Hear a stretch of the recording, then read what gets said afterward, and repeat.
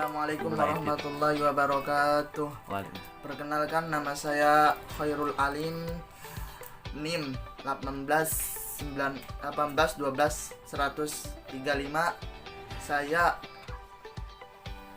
ngampus di Universitas Islam Negeri Sultan Maulana Hasanuddin Banten, jurusan Tarbiyah, Fakultas Tarbiyah, jurusan PAI semester 5A. Di sini saya akan menjelaskan tentang komponen-komponen pengembangan kurikulum, di mana saya kebagian dalam kelompok 3 yang jumlah anggotanya adalah, yang pertama itu saya sendiri, dan yang kedua itu Andriansah, yang ketiga itu Ahmad Salamuddin. Langsung saja, di sini saya akan menerangkan komponen-komponen pengembangan kurikulum. Jadi, kurikulum merupakan suatu sistem yang memiliki komponen-komponen tertentu. Komponen-komponen apa saja yang membentuk sistem kurikulum itu? Bagaimana keterkaitan antara komponen kurikulum itu? Bagaimana keterkaitan antara komponen kurikulum itu? Komponen-komponen tersebut terbagi menjadi 4 bagian, yaitu komponen tujuan, komponen isi, komponen metode atau komponen strategi, dan komponen evaluasi. Pertama itu adalah komponen tujuan.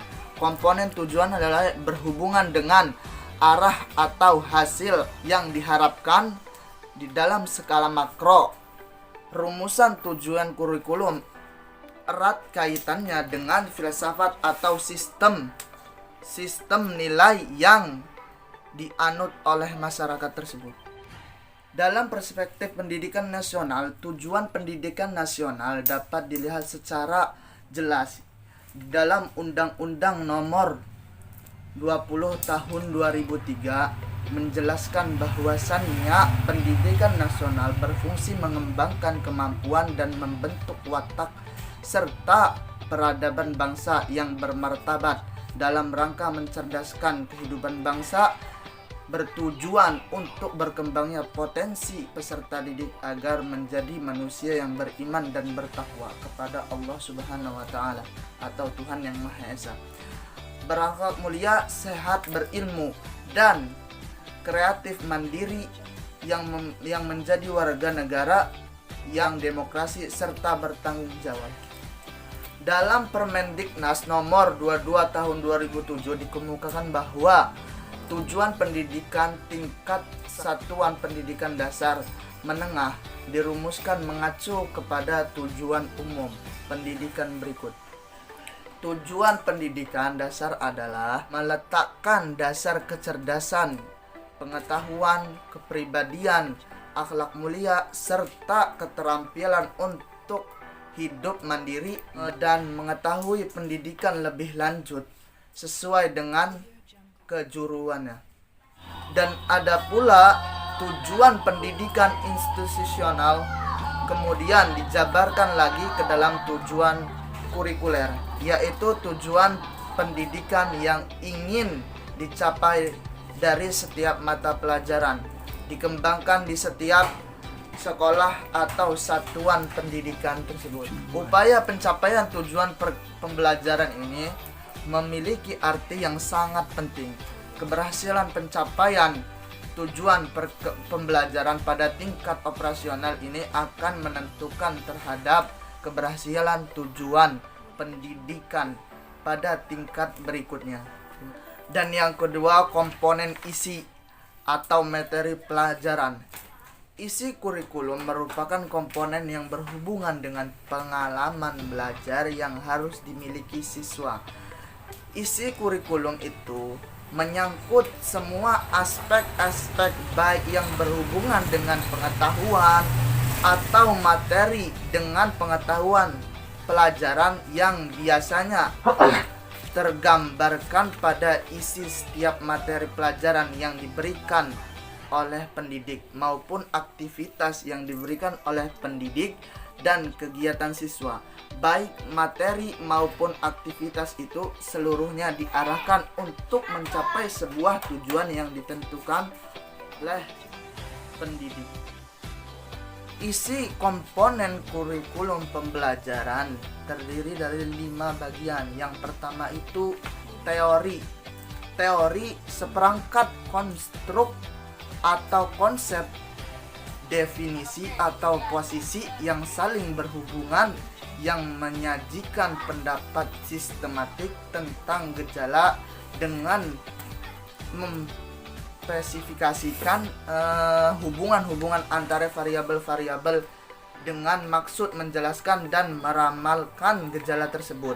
Dan yang kedua itu konsep. Konsep suatu abstrak adalah suatu abstrak yang dibentuk oleh organisasi dari khususan merupakan definisi singkat dari sekelompok fakta atau gejala.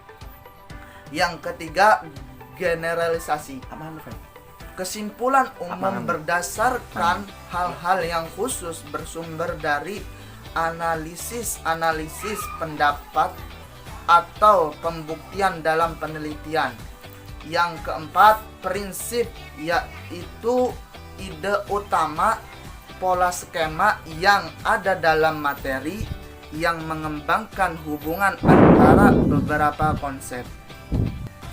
Dan yang terakhir itu, yang kelima adalah prosedur, yaitu seri langkah-langkah yang beruntut atau yang berurutan dalam materi pembelajaran yang harus dilakukan peserta didik dalam melakukan pelajaran. Yang ketiga adalah komponen kurikulum strategi pembelajaran. Telah disampaikan bahwasannya dilihat dari filsafat dan teori pendidikan yang melandaskan pengembangan kurikulum, terdapat perbedaan dalam menentukan tujuan dan materi pembelajaran. Hal ini tentunya memiliki konsekuensi pula terhadap penentuan strategi pembelajaran yang hendak dikembangkan. Apabila yang menjadi tujuan dalam pembelajaran adalah penguasaan informasi intelektual sebagai yang banyak dikembangkan oleh kalangan-kalangan pendukung filsafat klasik dalam rangka pewarisan budaya ataupun keabadian, maka strategi pembelajaran yang dikembangkan akan lebih terpusat kepada guru sekolah.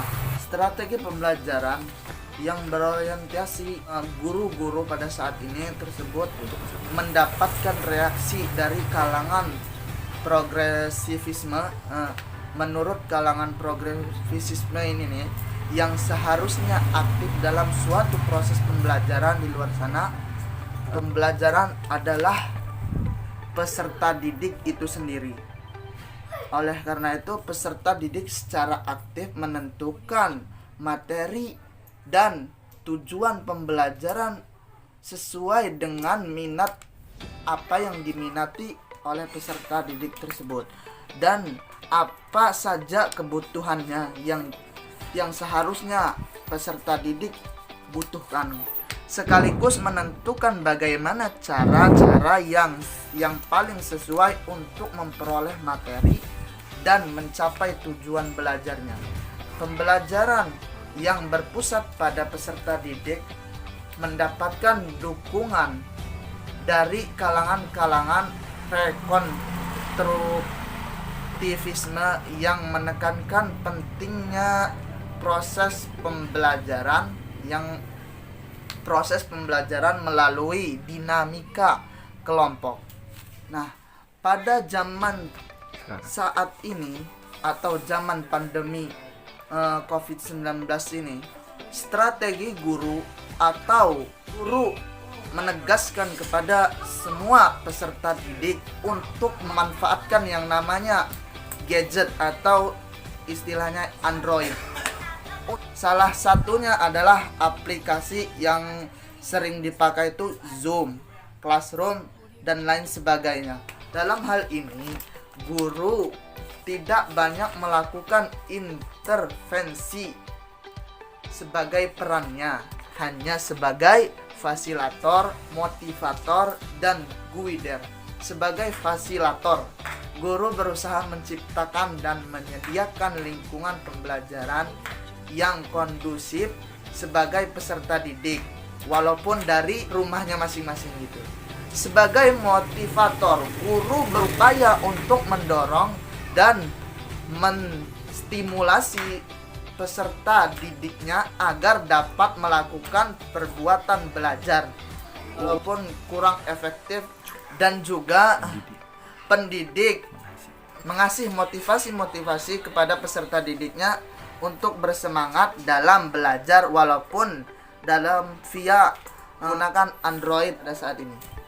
Dan yang terakhir itu adalah sebagai guider. Guru melakukan pembimbingan dengan berusaha mengenal para peserta didik secara personal. Artinya sebagai pendidik atau guru harus mengenal yang namanya peserta didiknya yang dididik oleh guru tersebut. Berdasarkan uraian di atas, ternyata banyak kemungkinan untuk menentukan strategi pembelajaran, dan setiap strategi pembelajaran memiliki kelemahan-kelemahan dan keunggulannya tersendiri. Terima kasih.